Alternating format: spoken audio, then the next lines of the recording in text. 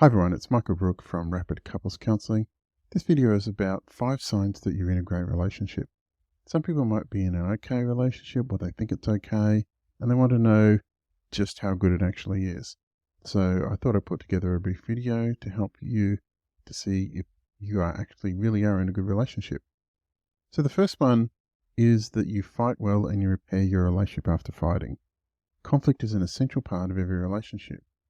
The famous relationship educator by the name of John Gottman looked at couples who had been together and were happy for 20 plus years, and he noticed even those people that self-described as being extremely happy even those people had conflict in their relationship. So it's really important for you to be able to fight and fight well and repair your relationship after fighting. So what does that mean? Well, it means you only fight about things that's really important. When you do actually have conflict, you have a way of repairing the relationship after the conflict, and you actually let the conflict go after you've dealt with it. Couples who can't do this end up having repetitive arguments that go round and round and round and round. Nothing ever gets resolved, and things get swept under the carpet. And they just keep coming up over and over and over. So good relationships exist where people are able to fight and fight well. The next thing is fairness. Good relationships are grounded in fairness. Fairness is a mammalian value. What that means is any mammals in a group, when treated unfairly, will act up. So I have a greyhound. If you put 5 greyhounds in a yard and feed 4 of them, the 5th one that hasn't been fed will let you know very clearly that it hasn't been fed and that it's being treated unfairly. It's very important for people in relationship for the relationship to be grounded in fairness. So what does fairness mean? Well, what fairness means is both of your needs need to be met in equal measure. So typically fairness shows up in areas of the amount of time you spend with each other. Often it comes in the amount of time you have apart. If one person in the relationship gets a whole heap of time by themselves and the other person doesn't, frequently people see that as being unfair. Often there's fairness issues around household chores. If one person's doing all the household chores and the other person isn't, well, that is considered to be a problem. Often fairness comes up in sex. If one person is not interested in their partner's pleasure and is only gunning for the finish line, and then it leaves their partner feeling really unsatisfied and frustrated because they never get to have an orgasm, well, there's a problem there. And there are other areas in the relationship where fairness can show up. Good relationships exist where fairness is at the heart of the relationship and people are actively seeking to make sure the relationship is fair between the two of them. Next thing is sex life is great. So many couples who stay together for a really long period of time report having really good sex and really satisfying sex. In long-term relationships, there can be often forces in the relationship, as in work pressure, pressure with kids, where sex can become boring and monotonous, and sex can become very repetitive, and which is very different to the type of sex people have at the beginning of the relationship. At the beginning of the relationship, typically people have really good sex where that's hot, it's intimate, that's erotic, and it's frequent.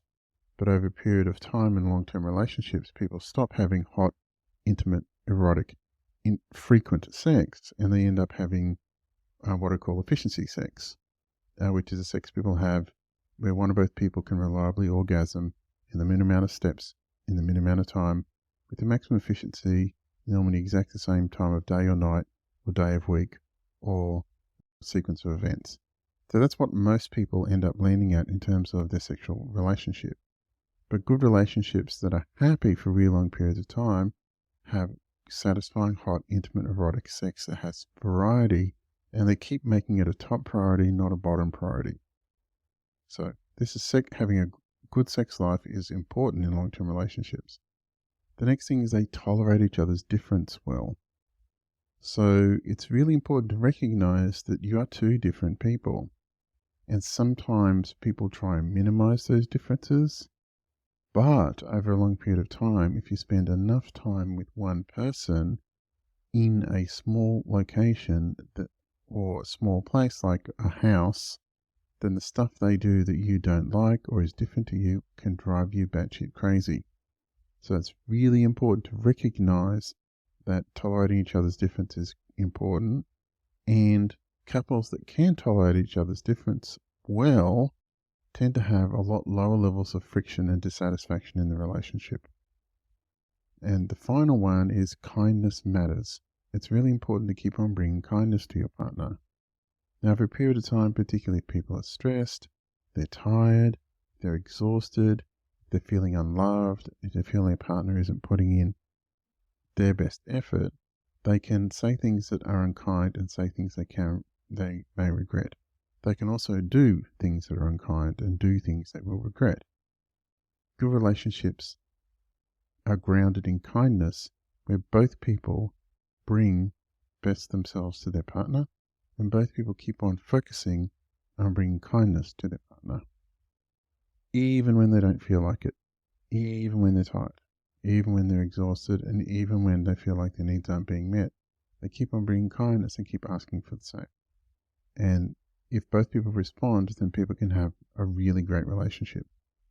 So that's the conclusion. That brings me to the conclusion of this video.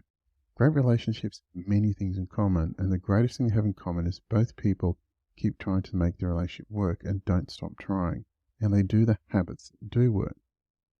If you want to learn more about what they are, you can download my book from Amazon.com, or it's available in softback from Amazon.com. I'll post the link in the description. And thanks very much for taking your time to listen to this video.